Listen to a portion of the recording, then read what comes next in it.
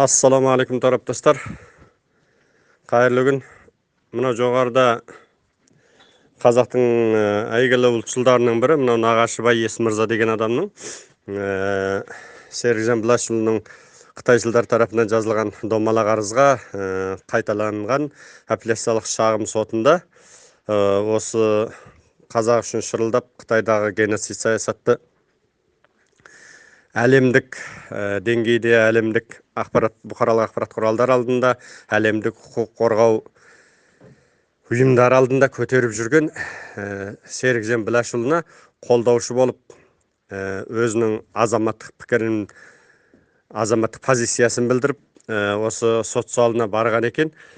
Сол арада марқұмның Алла тағала жазған арыздығы дәм-тұзы таусылып, сол арада қайтыс болыпты. Қайтыс болыпты дегенде шахид болыпты деп айтуға болады. Өйткені Пайғамбар саллаллаху алейхи вассаламның мүбарак хадисінде айтылады, адам баласы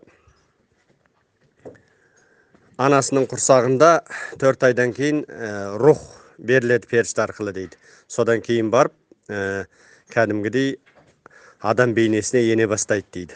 Сол кезде рух берілген уақыттан бастап ол адамның 4 нәрсесі белгіленеді дейді. Бірі тағдыры, екіншісі ажалы, үшіншісі ырыздық несібесі, төртіншісі амал істері дейді, амалдары дейді.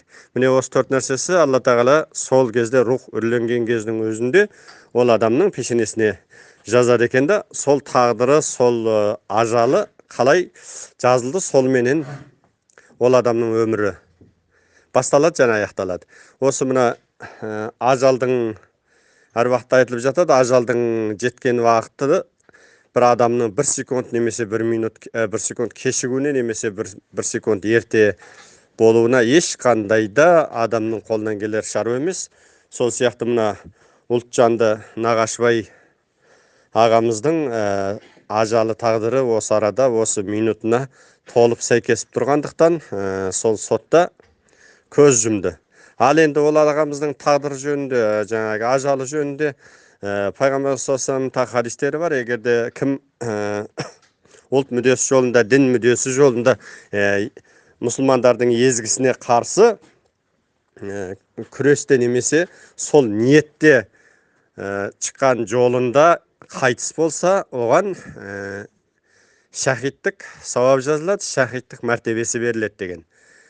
Адамның оң жақ иығындағы періштесі адамның жасайын деп тұрған жақсы ізгі ісін ойлағаннан тартып, мен осы бір ұлтшылды қолдайын немесе мен бір жетім жесірге көмектесейін, бір игі іс істейін деп ойлағаннан тартып, адамның оң жақ иығындағы періштесі оның жақсы амалдарын, сауабын жазып отырады екен дағы. Ал енді бір күнәлі істі, жаман істі істейін деп ойласа, оны қашан қол салып істегенге дейін сол жағындағы күнә жазушы періште оны жазуға асықпайды екен. Міне бұл Алла тағаланың мейірімділігі, кеңшілігі. Сол сияқты мынау Нағашыбай ағамызда өзінің ұлтжанды қазақтың Қытайда жасалып жатқан геноцидтік саясатына қарсы шырпыр болып жүрген Серікжан бауырының сотына қолдаушы болып барған кезінде, сол ниетте, ізгі ниет жолында барған жерінде дәм-тұзы таусылып, сол арада қайтыс болды. Демек, ол ұлттық езгіге қарсы жолда қайтыс болды деген сөз. Демек, ол шахид болуы әбден мүмкін. Енді қалғаны бір Аллаға аян жәннаттық болуы мүмкін. Біз солай деп ойлаймыз және солай болуын тілейміз. Ол енді бір Алланың құзырында. Ал енді ол туралы мынау тіпті басталмай жатып, бір нәрселер көзіміз шалып қалып жатыр. Серікжанның лаңының кесірінен деген сияқты.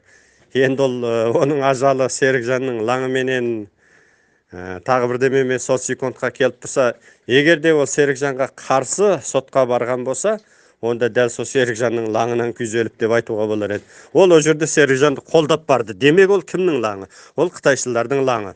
Қытайшылдардың лаңының кесірінен, мұнафиқтардың кесірінен, домалақ арыздың кесірінен сол жерге ажалы толып тұрған сол сәтте сол араға ұлтшыл бауырын қолдаймын деп, тағы айтамыз, ұлтшыл бауырын қолдаймын деп барып отыр.